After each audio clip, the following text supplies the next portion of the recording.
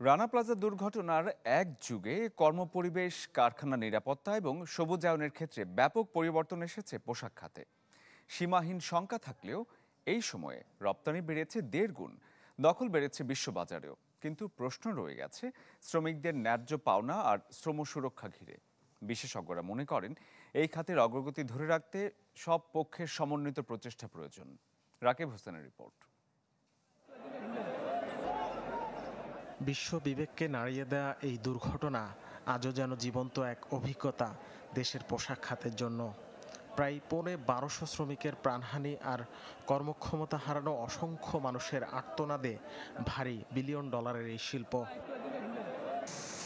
২০১৩ থেকে ২০২৫ এই এক যুগে ঈর্ষণীয় পরিবর্তন এসেছে পোশাক খাতে। বৈশ্বিক রেকর্ড ভেঙেছে সবুজ কারখানার সংখ্যা। শ্রম নিরাপত্তা, কর্মপরিবেশ আর প্রযুক্তিগত উৎকর্ষতার বিচারেও এসেছে আমূল বদল। কিন্তু তাতে কতটা বদলেছে শ্রমিকের জীবনমান?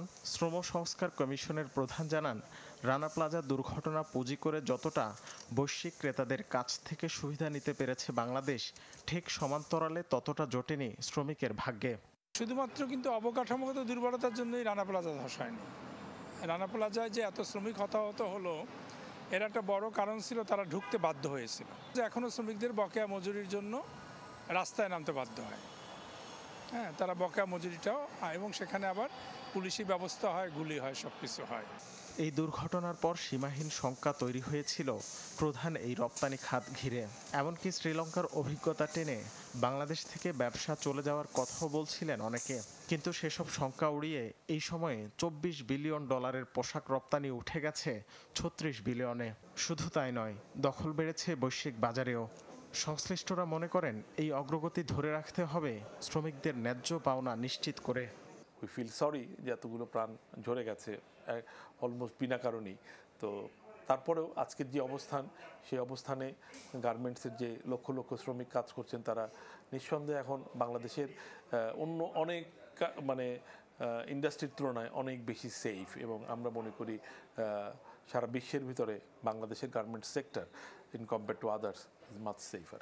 আইনের সংস্কার করে আমাদের এই যে দুর্ঘটনাগুলো ঘটেছিল তার অভিজ্ঞতার ভিত্তিতে ক্ষতিপূরণের পরিমাণ বাড়াতে হবে, এবং নিরাপত্তার সমস্ত বলয়গুলো ঠিক করতে হবে নিরাপদ কাজের। আর আমরা আরেকটা বলেছি, সামাজিক নিরাপত্তা একটা কর্মসূচি তৈরি করতে হবে। সাম্প্রতিক বৈশ্বিক অস্থিরতার প্রভাব যেন পোশাক খাতে না পড়ে, সেদিকেও অন্তর্বর্তী সরকারকে লক্ষ্য রাখার আহ্বান খাত সংশ্লিষ্টদের।